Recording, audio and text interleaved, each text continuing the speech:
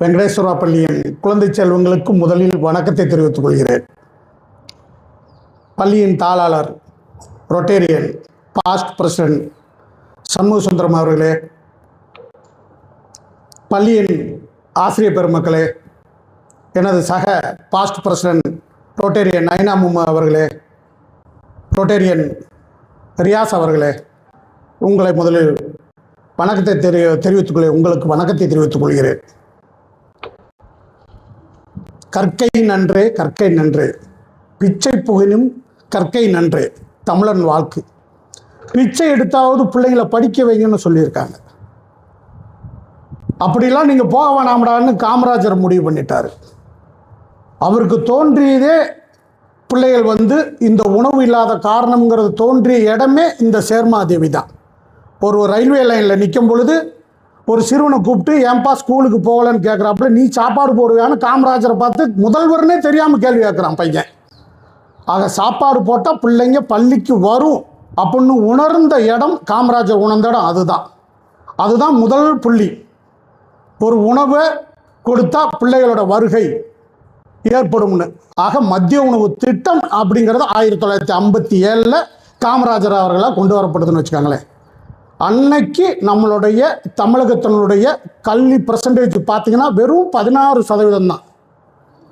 இன்னைக்கு எத்தனாவது சதவீதத்தில் நிற்கிறோம்? 51வது சதவீதத்தில். GERல நம்ம 51வது சதவீதத்தில் போய் நம்ம நிற்கிறோம்னா அவங்க வழிகாட்டினது தான். நம்ம யாரையுமே நம்ம குறை சொல்ல முடியாது.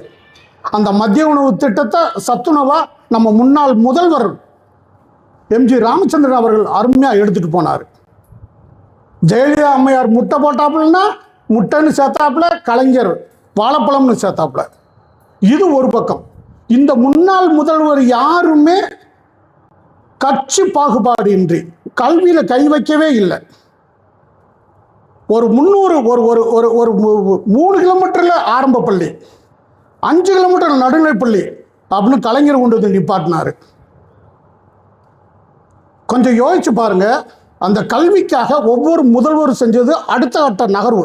பிள்ளைகளுக்கு மடிக்கணனி, இது ஜெயலலிதாவுடைய திட்டம், அம்மையார் ஜெயலலிதா முன்னாள் முதல்வரின் திட்டம். ஆக கல்வியில் யாருமே கை வைக்கல.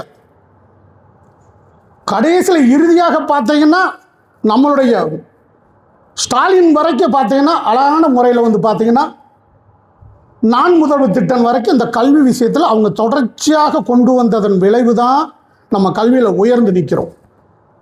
இந்த தேவர் மகன் படத்தில் ஒரு வசனம் வரும், கமலஹாசனும் சிவாஜியும் பேசுவாங்க. என்ன, இன்னைக்கு விதைக்கிறேன், நான் பலன் பெற முடியாது, பலன் சாப்பிட முடியாது, நீ சாப்பிடுவ, உன் பிள்ளை சாப்பிடும், உன் தலைமுறை சாப்பிடும். அன்னைக்கு காமராஜர் சொன்னவன் அந்த விதைச்ச விதைப்பு தான் இன்னைக்கு நம்ம பலன் அனுபவிச்சுக்கிட்டு இருக்கோம். இன்னைக்கு இந்தியாவில் நீங்கள் சேலஞ்சு கட்டிக்கலாம், கல்வியில் முதல் இடம் தமிழ்நாடு தான்.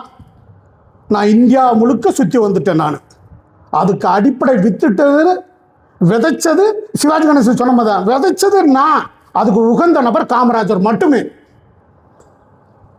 நேரமின்மையின் காரணம் என் பேச்சை நான் சுருக்கிக் கொள்கிறேன். இன்று இந்த தமிழ் கல்வி உரிமை நாள், வளர்ச்சி நாள் அப்படிங்கிறது பார்த்தீங்கன்னா 2006 ஜூலை 15 காமராஜரோட பிறந்த நாள் அன்னைக்கு கலைஞர் கருணாநிதினால இது அறிவிக்கப்பட்ட நாள்னு வச்சுக்காங்களேன்.